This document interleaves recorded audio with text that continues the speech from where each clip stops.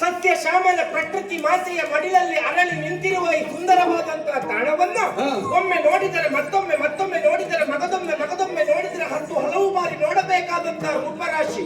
ನೀವು ಬನ್ನಿ, ನಿಮ್ಮವರನ್ನು ಕರೆತಲ್ಲಿ ನೋಡಲು ಮರೆಯದಿರಿ, ಮರೆತು ನಿರಾಶರಾಗದಿರಿ. ಮೊದಲು ಎಲ್ಲಿದ್ದೀರಾ?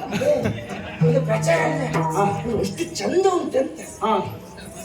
ನೋಡಿದಷ್ಟು ಮತ್ತು ನೋಡ್ಬೇಕು, ಅಗದಷ್ಟು ಬಗೆದಷ್ಟು ಮೊಗದಷ್ಟು ಸೌಂದರ್ಯದ ರಾಶಿಯೋ ಎನ್ನುವ ಹಾಗೆ ಭಾಸವಾಗುತ್ತಾ ಇದೆ. ನಿಜ ದೇವರೇ. ಆತ್ಮೀಯ, ಸ್ನೇಹ ಎನ್ನುವುದು ಒಂದು ಭತ್ತ ಇದ್ದ ಹಾಗೆ. ಆ ಭತ್ತದಿಂದ ಸಿಪ್ಪೆಯನ್ನು ಬೇರ್ಪಡಿಸಿದಾಗ ಅಕ್ಕಿ ಸಿಗುತ್ತದೆ. ಅಕ್ಕಿಯನ್ನು ಭೂಮಿಗೆ ಚೆಲ್ಲಿದ್ರೆ ಮೊಳಕೆ ಹೊಡೆಯುತ್ತದೆ. ಹೇಳು, ಅದು ಏನು ತಿನ್ಕೊಂಡು ಹೋಗ್ತದೆ. ಹೌದು, ಅದೇ ಸಿಪ್ಪೆಯನ್ನು ಭೂಮಿಗೆ ಹಾಕಿದ್ರೆ ಅದು ಮೊಳಕೆ ಹೊಡೆಯುತ್ತದೆ, ಹಾಳಾಗಿ ಹೊಡೆಯುವುದಿಲ್ಲ.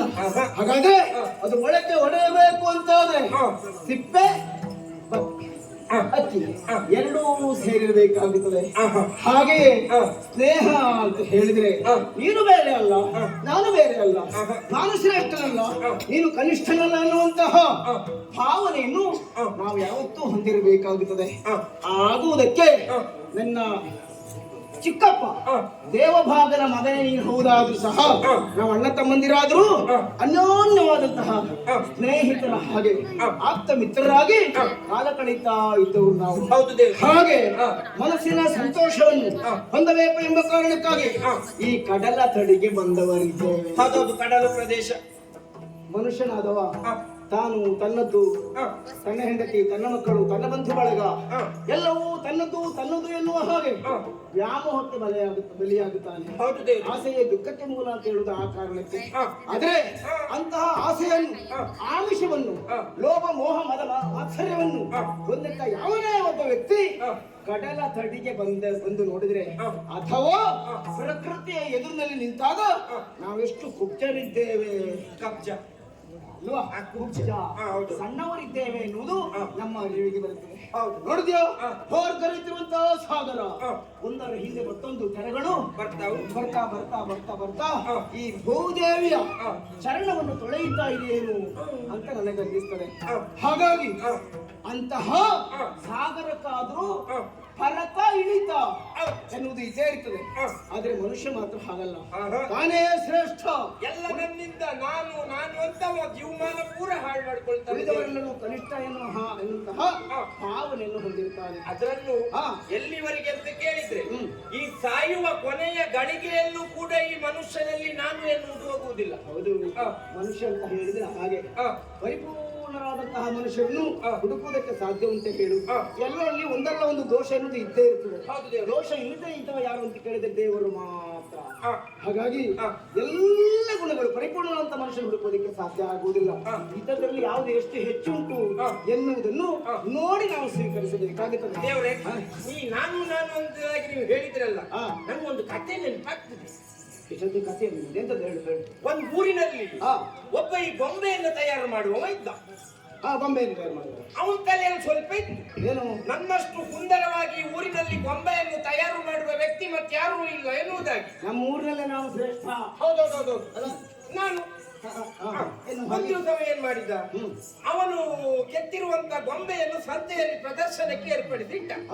ದಾರಿ ಮೇಲೆ ಒಬ್ಬ ಸ್ವಾಮಿಗಳೊಬ್ಬರು ಅವನು ಬಿಡಿಸಿರುವ ಗೊಂಬೆಯನ್ನು ಕಂಡು ಬೆಕ್ಕಸ ಬೆರಗಾಗಿ ಕೇಳಿದ್ರು, ಅಬ್ಬ, ಈ ಊರಿನಲ್ಲಿ ಇಷ್ಟು ಸುಂದರವಾಗಿ ಗೊಂಬೆಯನ್ನು ಕೆತ್ತನೆ ಮಾಡಿರುವ ಕಲಾವಿದನಾದ್ರು ಯಾರು? ನೀವು ಮೊದಲೇ ಇತ್ತು ನಾನು ಅನ್ನೋದು. ಅಲ್ಲಿಗೆ ಎತ್ತಿಟ್ಕೊಂಡು ಹೇಳ್ದ, ನಾನೇ ಬಿಡಿಸಿದ್ದು ಸ್ವಾಮಿ, ನಾನೇ ಗೊಂಬೆಯನ್ನು ತಯಾರು ಮಾಡಿದ್ದು, ಏನೀಗ ಅಂತ ಕೇಳಿ. ಇಷ್ಟು ಚಂದ್ರ ಕೌಶಲ್ಯ ತನ್ನಲ್ಲಿ ಒಂದು ಹೆಮ್ಮೆ ಇತ್ತವನು. ಹೌದು ದೇವ್ರೆ. ಅವನ ಮುಖವನ್ನು ನೋಡಿದಂತ ಸ್ವಾಮಿಗಳೇ, ಏನು ಪುಣ್ಯಾತ್ಮ, ನೀನು ಗೊಂಬೆಯನ್ನೇನೋ ಸುಂದರವಾಗಿ ಬಿಡಿಸಿದ್ದೀಯ, ಆದ್ರೆ ನಾಳೆ ಬೆಳಿಗ್ಗೆ ಆಯ್ತು ಅಂತ ಹೇಳಿದ್ರೆ ನೀ ಬದುಕುದಿಲ್ಲ, ನೀ ಸಾಯ್ತೀಯ ಅಂತ ಹೇಳಿದ್ರು. ಮರಣದ ಹೊಸಗೆಯನ್ನು ಹೇಳಿದ್ರು. ಆಗ ಅವನಿಗೆ ಸ್ವಲ್ಪ ಭಯ ಆಯ್ತು. ಸಾಯ್ತು, ಯಾರಿಗೆ ಭಯ ಆಗುದಿಲ್ಲ. ಅವ ಸ್ವಾಮಿಗಳ ಕಾಲಿಗೆ ಬಿದ್ದು ಕೇಳಿದ, ದೇವರೇ, ನನ್ಗೆ ಇಷ್ಟು ಮುನಿಗಳೇ ಇಷ್ಟು ಬೇಗ ಸಾಯ್ಲಿಕ್ಕೆ ಮನಸ್ಸಿಲ್ಲ, ಹೇಗಾದ್ರು ನೀವು ತಪಸ್ವಿಗಳಲ್ವಾ, ಹೇಗಾದ್ರೂ ಸಾವಿನ ದವಡೆಯಿಂದ ಪಾರಾಗ್ಲಿಕ್ಕೆ ಒಂದು ಸಣ್ಣ ಉಪಾಯ ಕೊಡಿ, ದಾರಿ ಹೇಳಿ ಹೇಳಿ. ಅವರೊಂದು ದಾರಿ ಹೇಳಿದ್ರು. ಏನು? ನೀವೊಂದು ಕೆಲಸ ಮಾಡು, ನಿನ್ನ ರೀತಿಯೇ ಇರುವ 9 ಗೊಂಬೆಯನ್ನು ನೀನು ತಯಾರು ಮಾಡು. ತದ್ರೂಪ. ಅದರ ಮಧ್ಯದಲ್ಲಿ ನೀನು ಹೋಗಿ ನಿಂತ್ಕೋ. 10 ಗೊಂಬೆಗಳು ನಿಂತ ಹಾಗಾಗ್ತದೆ. ಎಳ್ಕೊಂಡು ಹೋಗ್ಲಿಕ್ಕೆ ಬಂದ ಯಮನಿಗೆ ಯಾರು ಏನೆನ್ನುವುದು ಗೊತ್ತಾಗದೆ ನಿನ್ನನ್ನು ಬಿಟ್ಟು ಹೋಗ್ತಾನೆ ಅಂತ ಉಪಾಯ ಕೊಟ್ಟ. ಗೊಂದಲ ಆಗ್ತದೆ. ಹೌದೌದು, ಸುಳ್ಳಲ್ಲ, ಸ್ವಾಮಿಗಳು ಒಳ್ಳೆ ಉಪಾಯ ಹೇಳಿದ್ರು. ಹೌದು ದೇವ್ರೆ. ಇವೆಂತ ಮಾಡಿದ, ರಾತ್ರಿ ಇಡೀ ಎಣ್ಣೆ ಹಾಕಿ ಗೊಂಬೆ ತಯಾರು ಮಾಡಿದ. ಎಣ್ಣೆ ಹಾಕಿ ಗೊಂಬೆ ತಯಾರು ಮಾಡಿದ. ಕಣ್ಣಿಗೆ ಎಣ್ಣೆ ಹಾಕಿ ನಿದ್ದೆ ಬಿಟ್ಟು. ಸರಿ, ಕಷ್ಟಪಟ್ಟು ಅವನ ರೀತಿಯೇ ಇರುವ 9 ಗೊಂಬೆಗಳನ್ನು ಸಾಲಾಗಿ ನಿಲ್ಲಿಸಿ ಅದರ ಮಧ್ಯದಲ್ಲಿ ಇವ ಹೋಗಿ ನಿಂತ್ಕೊಂಡ. ಹೇಳ್ಕೊಂಡು ಹೋಗ್ಲಿಕ್ಕೆ ಚಿತ್ರಗುಪ್ತ ಅವನ ಮನೆಗೆ ಬಂದ. ಚಿತ್ರಗುಪ್ತನಿಗೆ ಒಂದು ರೀತಿ ವಿಚಿತ್ರ ಆಯ್ತು. ಯಾವ್ದಪ್ಪ ಈ ರೂವಾರಿ ಅಂತ ಯಾರು ಗೊತ್ತಾಗ ಹೇಳ್ಕೊಂಡು ಹೋಗುವುದು ಅಂತ ನೋಡ್ಲಿಕ್ಕೆ 10 ಒಂದೇ ರೀತಿ ಇದ್ದಾವೆ. ಚಿತ್ರಗುಪ್ತನಿಂದ ವಿಷಯ ತಿಳಿದ ಯಮ ಅವನ ಮನೆಗೆ ಬಂದ.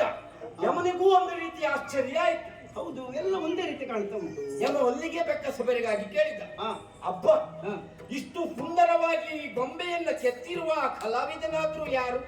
ಈ ಪಾಪಿ ಮಗ ಮಧ್ಯೆ ಸುಮ್ಮನೆ ನಿಂತ್ಕೊಳ್ಬೇಕಾ ಬೇಡವಾ? ಅಲ್ಲಿಗೆ ಎದೆ ಮುಂದ್ ಮಾಡ್ಕೊಂಡು ನಾನೇ ಬಿಡಿಸಿದ್ದೇನೆ ಈಗ ಕೇಳ್ತ.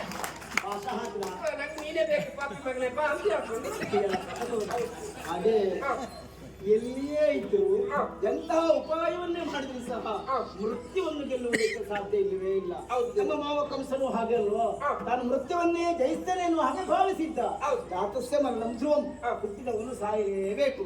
ಹಾಗಾಗಿ ಕಡಲಕ್ಕೆ ನಾಳೆ ಅಂತ ಬಂದಂತಹ ನಾನು ಅನೇಕ ವಿಧ ವಿಧವಾದಂತಹ ಸೌಂದರ್ಯ ರಾಶಿಯನ್ನು ಕಂಡಿದ್ದೇನೆ, ಉಂಡಿದ್ದೇನೆ. ನೀನಂತೂ ನೋಡ್ಲಿಕ್ಕೆ ಬರೇ ಮಾತಾಡ್ತಾ ಇದ್ದ.